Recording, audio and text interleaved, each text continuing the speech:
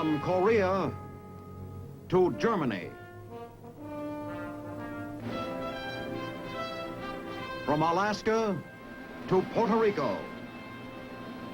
All over the world, the United States Army is on the alert to defend our country, you, the American people, against aggression.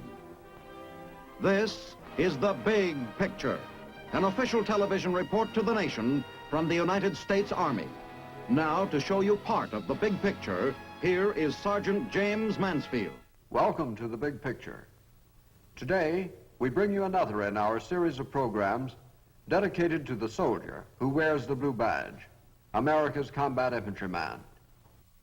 In tribute to him, we present the story of the United States 6th Corps, the unit that fought its way up the Italian boot in one of the toughest campaigns of the last war. You will see our citizen army, our combat infantry, win the bloody battle of San Pietro, and then go on to take Cassino by storm. This was your army in action during the last war. It is the same army that is fighting today in Korea, fighting once again an enemy who by oppression and deceit threatens our way of life, a way of life held dear by all the freedom-loving peoples of the world. It is the same army whose first blow was struck for liberty and has fought for liberty ever since. It is an army made up of average Americans, the guy next door or down the block, who in time of trouble go to war so that freedom may survive.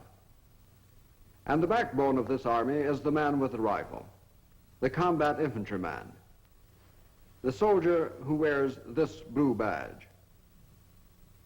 He plays a vital role in today's big picture. But here to tell you more about our program is Colonel William W. Quinn. We take you to his office. How do you do, ladies and gentlemen? This week it's a combat engineer. Of course, the infantryman is the backbone of the defense effort, but he needs help, and he needs lots of combat support. So, the blue badge, therefore, pays tribute to the combat engineer in the Italian campaign, Naples to Cassino. By early October 1943, the Allied armies in Italy had attained their initial strategic objective. The British 8th Army now held the vital network of airfields at Foggia, while General Clark's American 5th Army captured Naples, a major seaport where supplies and troops could be landed. By keeping pressure on the enemy in Italy, the Allies hoped to keep German troops from the critical Russian front. The German 10th Army withdrew to the hills north of the Volturno and prepared for a determined stand. Our first obstacle, the Volturno, a river winding through mountain and valley to the sea.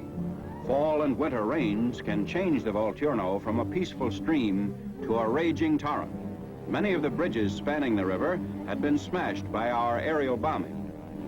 Others were blown up by the retreating enemy to delay our advance while they improved their defenses.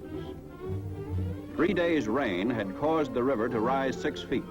At some points, it had overflown its banks, swelling to a width of 200 to 300 feet.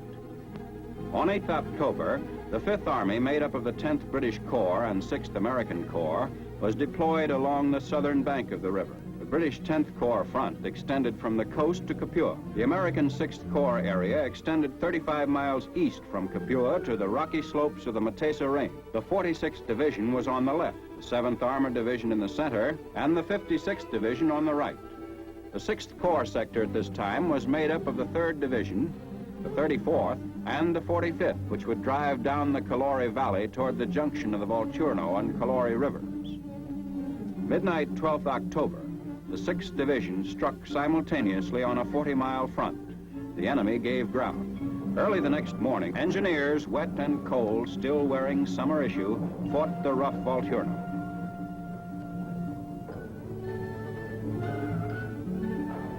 Engineers supporting the 34th Division lost equipment, had to change location twice because of enemy fire. The river was 70 feet wider at this location. Against all obstacles, the bridge was completed.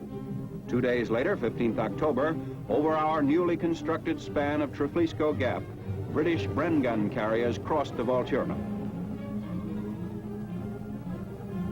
The crossing of the Volturno was a battle of construction and supply. With equipment and supporting weapons moving steadily across our bridges, the battle had been won, and the 6th Corps was ready to pursue the retreating enemy. At Alvignano, occupied the morning of 17th October, Major General Ryder, commander of the 34th, ordered Colonel Butler, commanding the 168th Infantry, to drive on to Dragogne, 2 miles to the northwest. On our right flank, the 36th Artillery supported the 45th Division. This assault struck at the last line of hills barring the approach to the upper Volturno Valley. Casualties were high. In a single day, the 6th Corps lost 545 men. One regiment lost 3 battalion commanders in 12 days. In early October, American-Japanese fighters of the 100th Infantry Battalion arrived at Alvignano. Composed entirely of 2nd and 3rd generation Americans, this outfit was alerted for immediate action in the 34th Division zone. All along the front, we killed and captured enemy rear guard forces who fought delaying action. By 18th October, the 3rd and 34th Divisions were converging on Draconie. Throughout the day, the 3rd Division shelled Dragogne.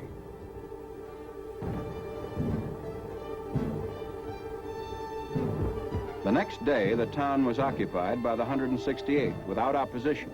Some prisoners from the 3rd Panzer Grenadier and 26th Panzer Divisions were taken. They reported heavy casualties. From another Italian town reduced to rubble, another group of homeless refugees were evacuated to the rear.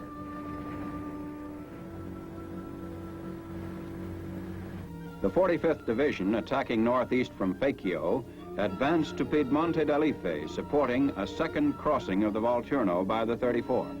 45th Artillery barraged a small village, while the 34th fired on the Alife-Piedmonte road. The infantry pushed over rough terrain. By 20th October, Piedmonte d'Alife and the nearby town of Alife were both occupied. Our forward troops were pressing the enemy close. But now, in order to keep men, vehicles, and supplies moving, a great battle of reconstruction began. A treadway bridge constructed with the aid of a mobile crane. Our advance depended on our engineers. They worked fast.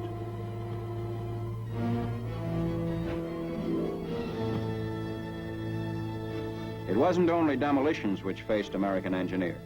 There was continuous rain, culverts to be dug, entirely new roads constructed. The war in Italy has been frequently called the War of Roads and Bridges. Infantry and engineers fought as a team. Enemy demolitions were calculated to hold us up for more than 24 hours. But in a matter of a few hours, bridges and approaches were in operation again. Purifying drinking water, frequently polluted by the enemy, was another task for our engineers. In one day, they could provide 20,000 gallons of drinkable water for use by frontline troops. Another service, showers for the 34th near the battlefront with hot water. This portable unit moved with the advance of the troops. The 45th Division, in action ever since it landed at Salerno, withdrew into Corps Reserve. The 34th and 3rd pushed northward, driving for the Capriatri of Volturno and for the opening in the mountains near Mignano, known as the Mignano Gap. Elements of the 34th, held back by the enemy for 2 days, entered Prata the 29th October. Inhabited dwellings were blown up without warning by the Germans in an attempt to block the road through Prata. A few broken bodies of helpless villagers could not hold back an advance. A third crossing of the winding Volturno was just ahead. On our left flank, the 3rd Division on 27th October advanced over the heavily mined road to Pietrovillamo. Medics of the 3rd Division gave wounded German soldiers more consideration than they bargained for. Civilians also needed medical care. General Truscott's 3rd Division fighters had driven the enemy from several mountain heights. They were showing signs of exhaustion. To ease supply difficulties, an oil pipeline was built by 3 engineer companies. All types of fuel, with the exception of lubricating oil, were piped through. By storing gas in 5-gallon containers, large, vulnerable gas depots were eliminated.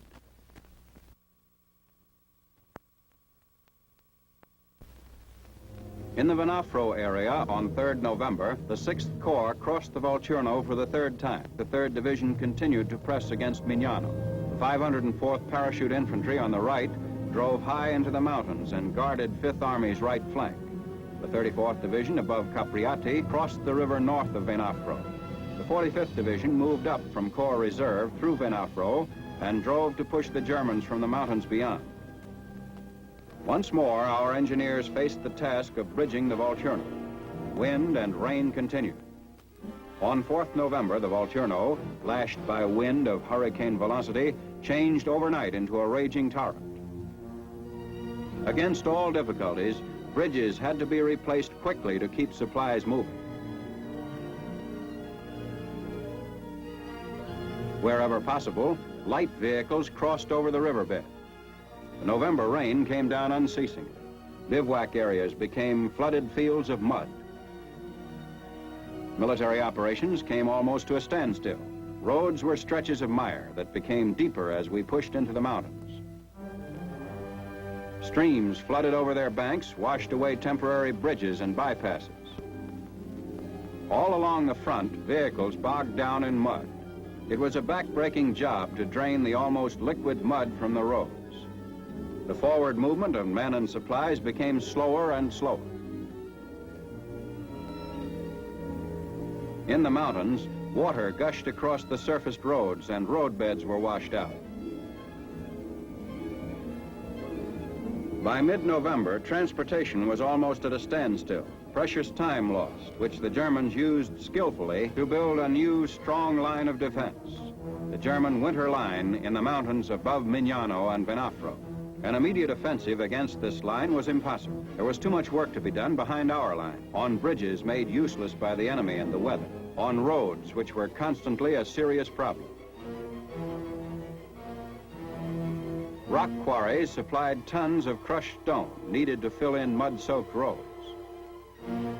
From the front to far behind the lines, preparation went on for the 5th Army offensive against the German winter line.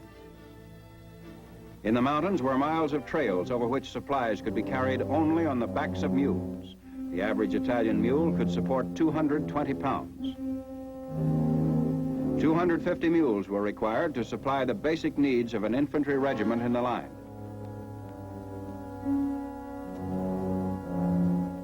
There could have been no winter campaign without mules.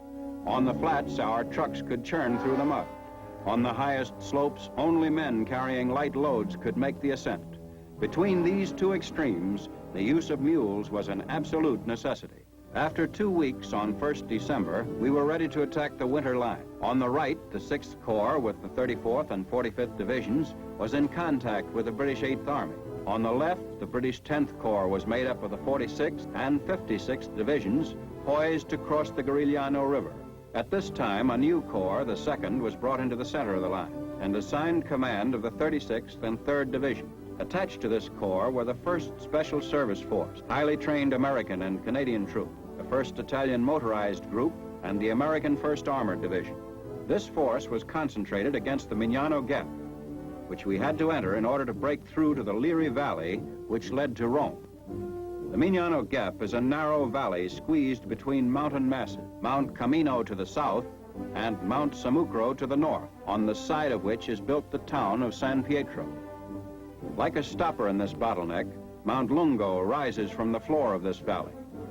Beyond Mount Lungo, there were further mountain barriers, including Mount Trocchio. Our offensive started with Operation Raincoat, code name for a thrust on the left of Mignano Gap at the Camino Hills. Late afternoon, 2nd December, 925 field pieces poured tons of shells into enemy positions.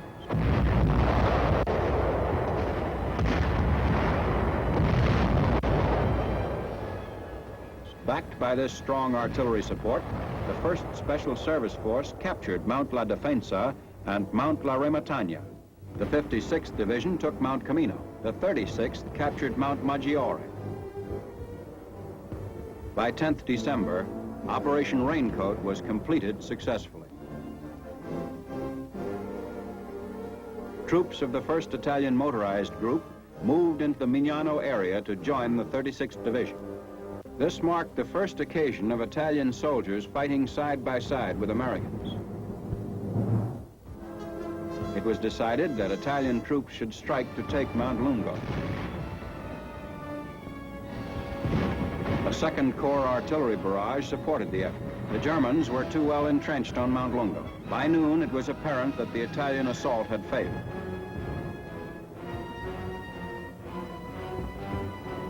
Losses were so excessive that further operations against Mount Lungo were postponed for the time being.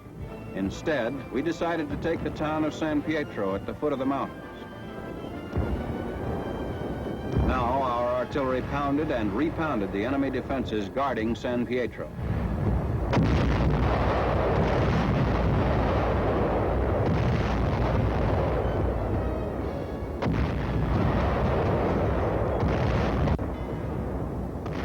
The next day, the 504th paratroopers were sent out to secure the hills above San Pietro. Mules carried their weapons and ammunition up the steep slopes. On 15th December, a week after their first attempt, the 143rd Regiment again moved into position for an attack on the town. German planes came over to dive bomb our positions. Smoke screens were thrown up to conceal our movements.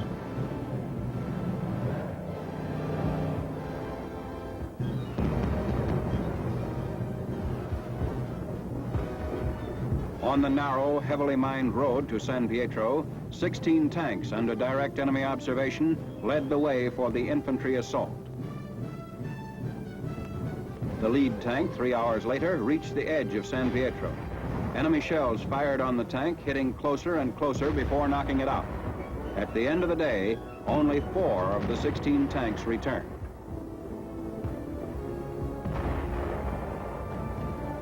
Enemy decision to abandon San Pietro came after we'd won Mount Lungo. On 17th December, our lines moved into the town.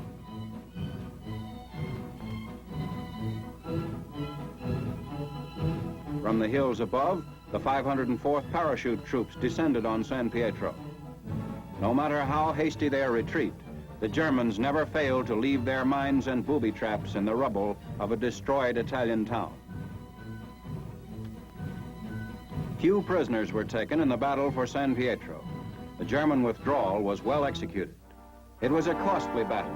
The 143rd Regiment alone required 1,100 replacements. Many companies lost all their officers. Enlisted men led those battered units forward. This was the scene of 3 weeks of the bitterest fighting on the 5th Army front. For 17 days, the target for the heaviest artillery concentration of the Italian campaign. The people of San Pietro came out of the caves in which they had hidden for weeks. They found little of their belongings to salvage. 2 days after the battle, General Eisenhower visited the San Pietro area for a conference with division commanders. From the hills above the town, the general could see our shells falling 2 miles northwest on the town of San Vittore, our next objective. In mud, rain, in cold, biting wind, our troops had driven the enemy from Mount Lungo, reaching the top by 16th December. This finally opened the way through the Mignano Gap. Troops of the 142nd on the mountain were relieved by the 15th Infantry, 3rd Division. While the battle for San Pietro was being fought, on our right flank, the 34th and 45th made diversionary attacks high in the mountains. Here, roads were directly under enemy observation, our vehicles vulnerable to their guns. French troops on 10th December relieved the 34th after 73 days of combat, the first French soldiers of World War II to fight the Germans on European soil after the fall of France. With equipment completely American, French Moroccans moved forward to the 6th Corps front. On 15th December, the 6th Corps was poised for an offensive to coincide with the taking of San Pietro. Moroccan troops executed a wide envelopment of the German left flank, while 2 battalions of French Gaumiers prepared to advance west through high mountains to attack toward Cardito. Mountain fighting on this front was the most difficult of the campaign. In 6 days, the 6th Corps gained 3 miles, keeping pace with the 2nd Corps at San Pietro. Gaumiers, accustomed to quick stabs in mountain warfare, proved a valuable arm to the Fifth Army. With the approach of Christmas, the Fifth Army made every attempt to provide a turkey dinner to men in foxholes all along the front.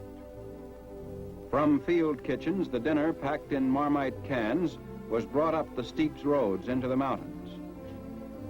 At the end of the jeep trails, mules carried the jugs farther into the heights.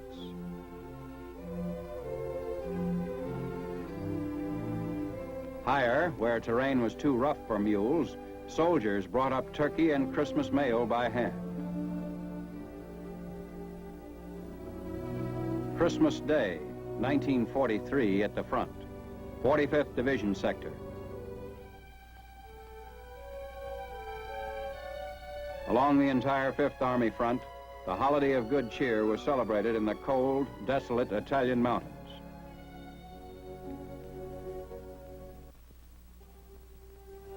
Christmas Day was not a holiday everywhere over the world in 1943.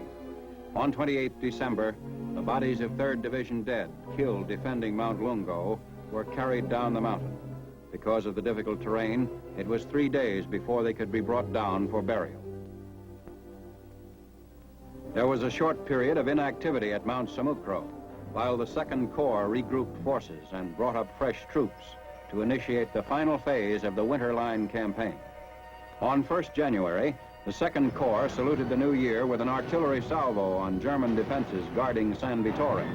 Smoke rose from the stone houses and narrow streets of San Vittore. Shells fell on enemy entrenchments on Mount La Chiaia to the northwest. With control of Mignano Gap, the heights flanking Highway 6 were all that remained of the Winter Line.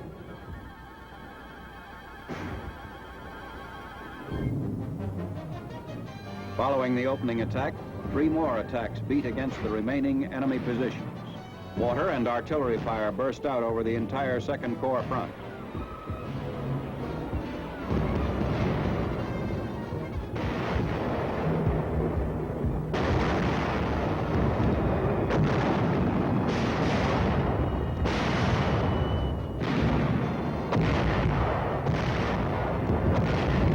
American bombers joined the assault.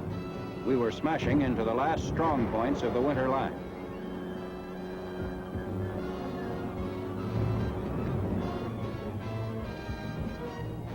The 168th Infantry outflanked Mount La Chiaia and struck west to capture Savaro on 12th January.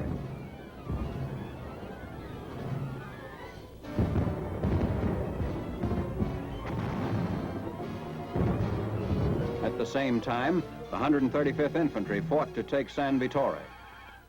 After 3 days, on 7th January, the last of fierce street fighting ended. The town, although severely damaged, was not as hard hit as San Pietro. In the Winter Line campaign, we had taken a large toll of enemy equipment and captured over 2,000 soldiers.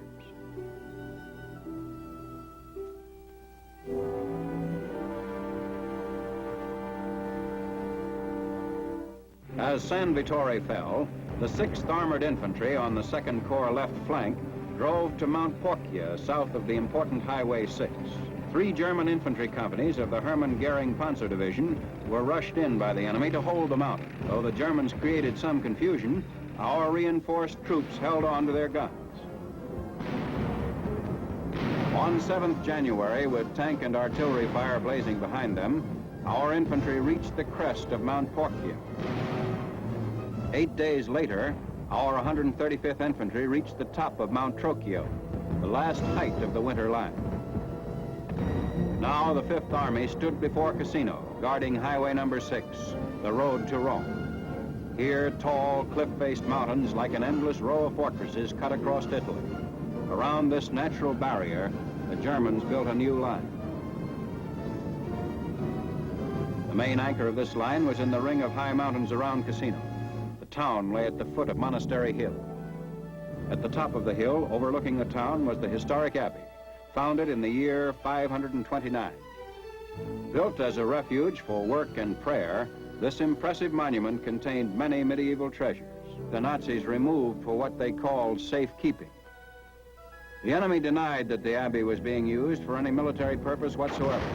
But with the occupation of the Abbey, the Germans were in full control of Cassino, as this captured film shows.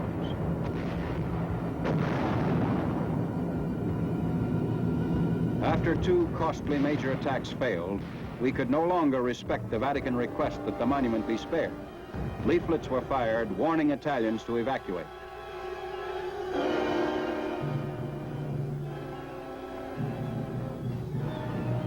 A few days later, wave after wave of our planes came over Monastery Hill. In 4 hours, 500 tons of bombs were dropped to level the Abbey.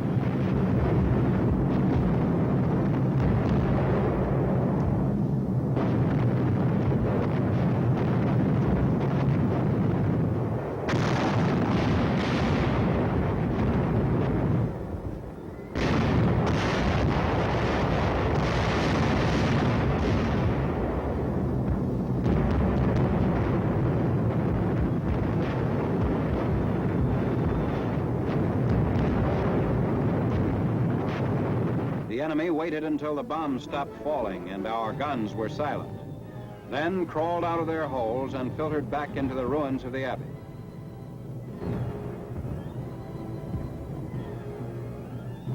They took up new observation and artillery positions. We had reached a grim crisis. Before us, the town, Cassino, blocked our entrance to Highway number 6 and Rome.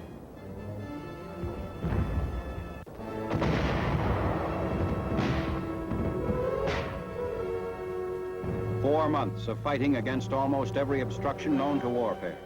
A struggle too long, too bitter, to be fought to a standstill by an old Italian town in the hands of an enemy.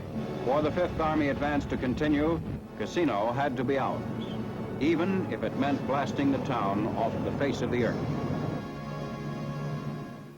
On our next program, we'll have the story of the invasion of southern France with the 3rd, the 45th, and 36th Divisions. So, until next week, this is Colonel Quinn speaking for the combat infantryman, who asks you to look twice at the man who wears the blue badge. It's the mark of a man. The Big Picture is a weekly television report to the nation on the activities of the Army at home and overseas. Produced by the Signal Corps Pictorial Center. Presented by the U.S. Army in cooperation with this station. You can be an important part of the big picture. You can proudly serve with the best equipped, the best trained, the best fighting team in the world today, the United States Army.